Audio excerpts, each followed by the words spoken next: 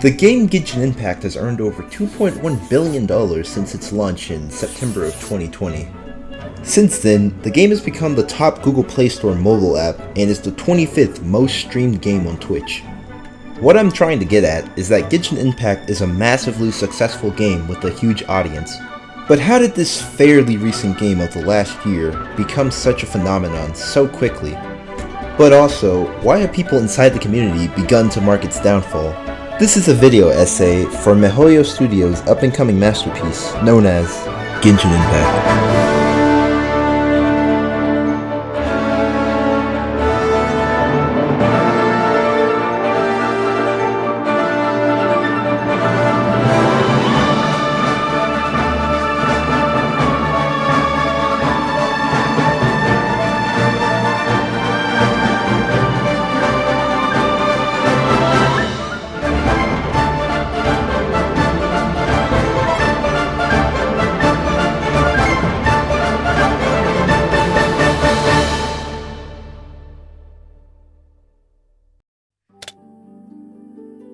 The first thing that I would like to focus on when talking about Genshin Impact's amazing success is at the very beginning of the game when you are first met with this beautiful title sequence. The first feel of the game, the first true experience with Genshin Impact happens here before you even press the start button. The visuals hit you with such stunning beauty and the music makes you feel instantly nostalgic, and you just receive this warm feeling inside that this game, this experience, will be unlike any other that you have played before. If you were lucky like me, then you probably had the pleasure of launching the game at night, which somehow features an even better atmosphere than the daytime. It is impressive that any game, much less a game that often gets boiled down as just a ripoff of Breath of the Wild, can feature such a unique feeling and atmospheric tone in just the first 5 minutes of launching the game. That is one thing that I often don't see a lot of people talking about with this game, about how it instantly hooks you into its world so extravagantly, with such sincerity. It's pure art.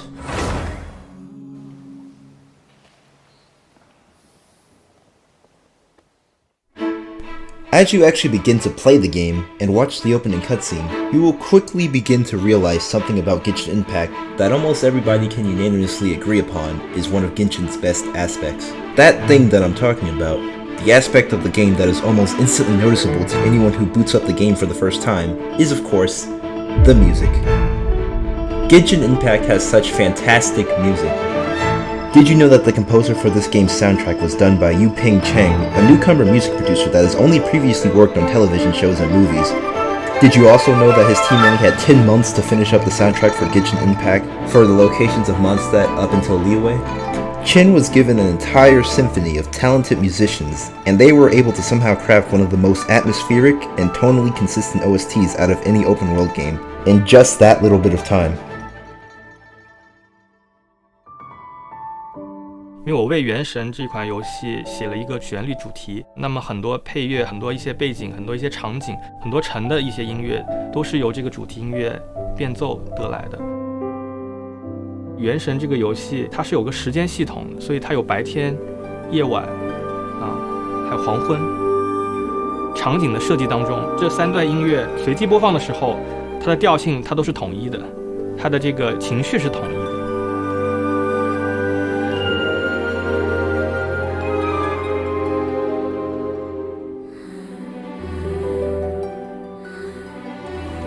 This soundtrack is so full of heart and soul that it perfectly captures the tone of each and every area that you travel to. You feel the cultural presence of every location that has been released so far, the outstanding acoustics of Mondstadt that give off the amazing medieval theme, the gorgeous woodwinds that fill the streets of Liyue with such joy and liveliness, and the striking percussion that builds to the overall oppressive feeling to the towns of Inazuma.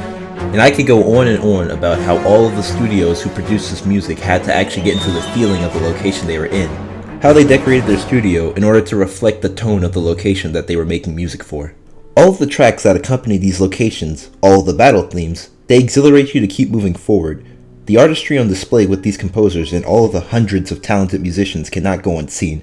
Every theme, every note, is filled with such outstanding greatness that you just can't help but feel nostalgic for a game that you've barely played.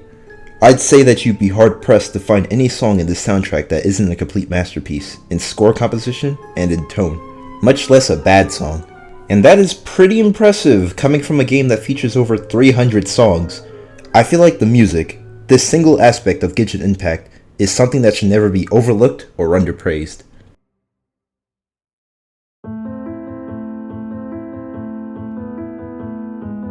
Alright, enough gushing about the soundtrack. It's time to talk about the next major part of Genshin Impact. And that next part that I am obviously talking about is, of course, the story. Now, I will admit this one point about Genshin Impact's story. It is by far one of the worst aspects about this game. If you ignore all the predatory and downright malicious gambling addiction mechanics in this otherwise fun and creative game. I mean, for goodness sake, the first cutscene of the game features two generic-looking anime protags fighting some unknown entity who most people will just assume is the god of the universe, and that is problematic for a multitude of reasons. After some pretty good animation, you get to the point in the scene where you get to choose which character that you'd wish to play as. Look, I'm not even going to pretend that most players didn't choose the girl protagonist. Just as you get done selecting, your other sibling who you didn't pick— oh, did I mention that they're siblings? Their names are Aether and Lumine. Anyways, the two of y'all get transported to another world as the title ended appears on screen to mark the end of this cutscene. Okay, so there are a bit many problems with this opening. First off, you should almost never start your story with an action sequence like this, as it doesn't allow the audience to connect with the characters in that action sequence, especially if the audience has no clue who the characters are in the first place. Second of all, this beginning reeks of generic isekai anime plot. Kinda feels rushed to me. And I know that the reason they did this is so that they could jumpstart the player directly into the world of Teyvat, but there were so many different things they could have done better to make this beginning better. Anyways, you start off the main campaign with two characters of the story whom which you will become very familiar with as time goes on. The main character that you chose at the beginning, and possibly the worst character in the entire game, Paimon. I honestly could make a whole video on why Paimon as a character doesn't work for the game's story, and how her existence drags the game's quality down a considerable degree. But since this is a video that's supposed to be praising Genshin Impact, I'll leave it at this. Paimon isn't a character. She's a mascot for the game who is used to fill in the role as the reactive spokesperson for the unfortunately silent protagonist. Because of this, she has little to no personality outside of just liking food and being an expositional dumper to the player for everything that needs to be explained in the game. Her voice is extremely annoying, her dialogue feels forced and rarely lacks any meaning, and she actively drains the suspense and tension out of any scene containing serious or meaningful conflict that is integral to the story. Long story short, she is pretty much the personification of everything that's wrong with mascot characters, while contributing, literally, nothing to the overall story. Genshin Impact could remove her and almost nothing about the story would change besides the quality getting better, so that seems like a win to me. Anyways, back on track. What was I saying again? Oh yeah, that's right, the game story. Contrary to what I said earlier about the game story being the worst aspect of the game, I actually think that the beginning sections of Genshin's narrative are really solid with great pacing and good intertwined gameplay.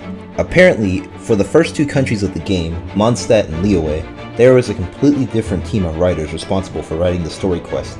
Rumors state that the lead writer for these stories quit, and if that rumor is true, I gotta say, it is entirely noticeable with the quality shift in the newest region of Inazuma.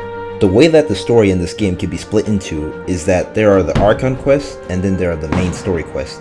Any side quests in the game I would consider just be filler to the overall narrative, as they don't really add in characterization or massive plot points. So no, little Timmy, your pigeons don't matter. While not perfect, the beginning two regions of the game actually featured a consistent amount of engaging story and side quests. They had a brilliant mix of fun gameplay with good characterization for the people in the quest. The NPCs that the quests were involving often felt like real characters that had goals and lives that they needed to tend to outside of the quest, and that you, the player, just happened to be able to help at this moment. The first main story quest, however, is just a spectacle to behold. The entire Venti storyline, from the moment you meet him in the forest with his dragon Devalin, to the moment you send him a farewell as you continue on with your journey, feels like an entire adventure in its own right, with great character writing given to him and pretty much all of the Mondstadt characters. Devalin, as the final boss of this arc, feels immensely satisfying, as the game had been building up his presence since the moment you started playing, and having the motivation to save the dragon rather than slay him, as most of Mondstadt wants you to, feels organic, as the game really does a good job of making you feel sad for the creature through his relationship with Venti and his amazing score. The game then continues to hold your attention as you make your way to the completely new region of Liyue. I cannot overstate just how masterful of a decision it was for the writers to decide that instead of just introducing this completely unknown region to the player via a boring expositional cutscene, to just allow this player in this open world game to discover this new country on their own like it's an actual open world. And the feeling that you get when you come across Liyue for the first time, when you, the player, by your own actions, come across this entirely new location that's about twice the size of Mondstadt. I don't feel this way often, but I can boldly state without a shadow of a doubt that this was the first time in a video game that a world has felt this massive and real to me. I know that might be a bold statement to some, but it was true. Genshin Impact in this moment was quickly elevated from the status of just a video game to that of a beautiful experience, and I cannot thank the game enough for that. I don't really see a lot of people talking about this moment in the game, and that's kinda sad considering that I believe this is when Genshin Impact shines the brightest.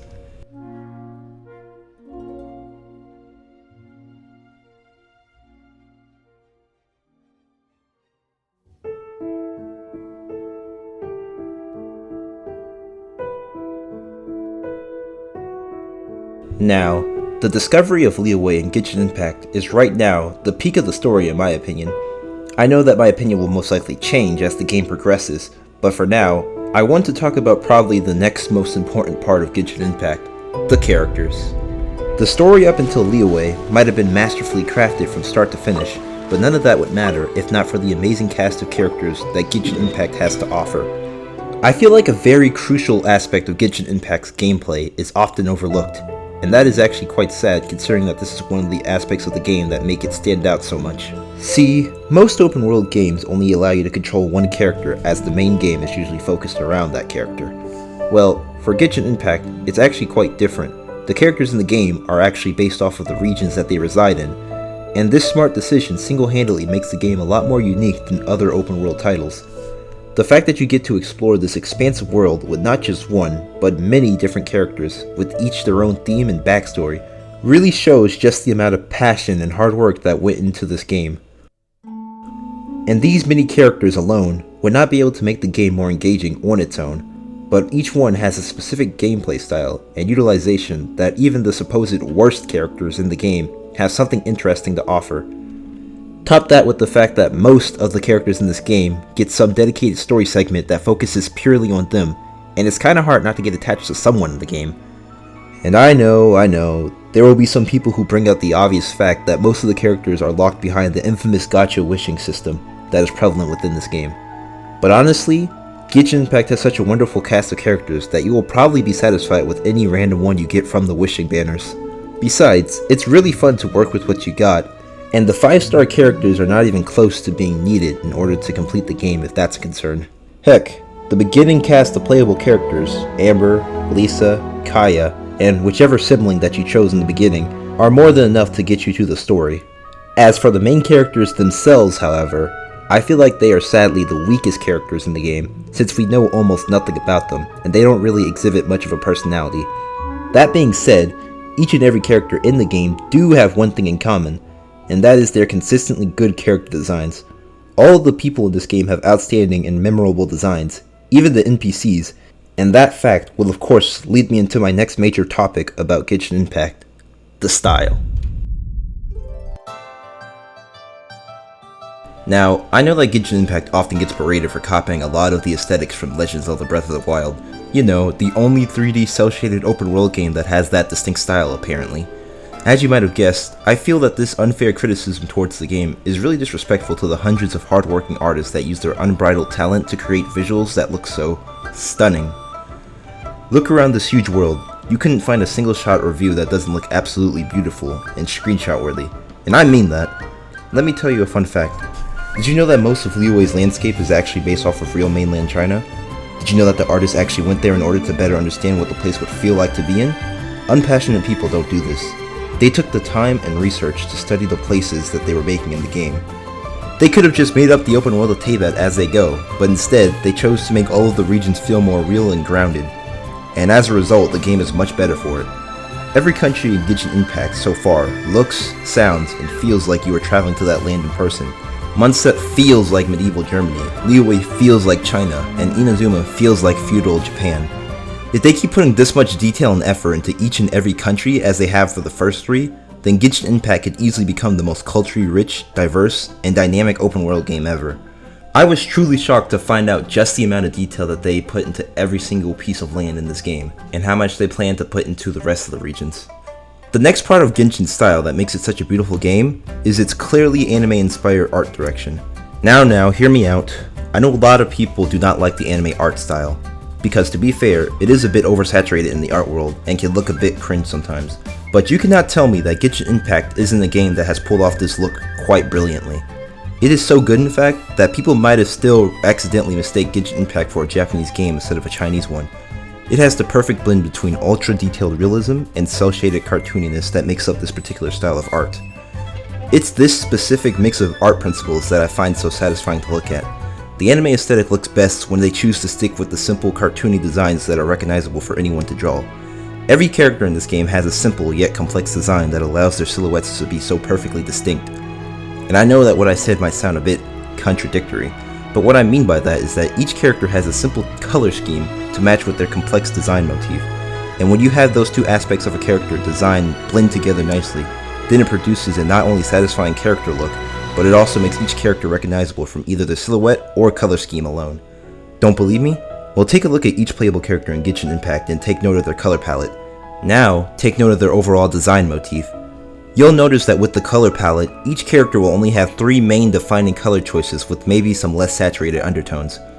If you, likewise, take a look at the design, you'll notice that each character has only one defining character theme or motif that makes them stand out more. What I'm trying to say is, the anime aesthetic that Genshin Impact has chosen to adopt blends well with the brilliant art style that the hundreds of talented artists have refined to a T. This style is not only gorgeous to look at, but it also produces character designs that are way too beautiful than they have any right to be. It is simply incredible.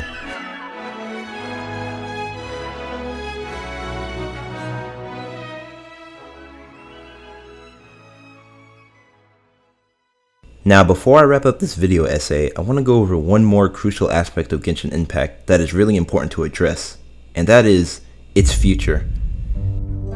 It is no surprise to anyone that this game is unfinished. What we have now is already masterful, but I feel like a huge part of the appeal for this game is in the fact that we get to see how this beautiful world will progress and finally end. However, it may also be no secret that many people, including the fanbase's opinion of this game, is slowly starting to shift to be more negative.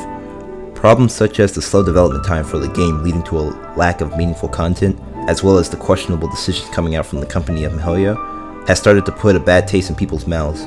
Many people, including me, have the opinion that the quote-unquote first 2 acts of the game are quite amazing and some of Genshin's best work, but after the release of Inazuma, quality took a huge dive, and it just seems like Genshin Impact has felt more lazy? I don't know if that's the appropriate word to use in this context, but with the release of less and less meaningful content, the lackluster writing given to most of the new story quests in the game, and the more egregious practices of Mihoyo becoming more prevalent, people don't seem to have high hopes for the future of this game. I have already had a couple of friends that I know straight up quit. Now, does this mean the game is bad? Hell no. I still believe that Genshin Impact is a fun experience if you picked it up today. I would have no doubt in my mind that you would have a blast with the game. The music is still good, the game is still breathtaking to look at, and the new character designs are as amazing as ever. The point I'm trying to make is, it feels like some of the love is starting to slowly fade away from this game. Many of us fans really want Genshin Impact to become something special, as no game like it out there truly exists, yet. The feeling of playing Genshin Impact for the first time, completely blind mind you, was a truly great gaming experience I will not forget. The future for this game, if Muhoyo keeps up the masterful work done so far, if they continue to design each new region with such love and cultural accuracy, if they continue to craft compelling and well-designed, truly beautiful characters, and if they continue to add every ounce of blood, sweat, and tears into the music, art, and the world they have created thus far, then I have no doubt in my mind that Genshin Impact will become the greatest open world game of all time.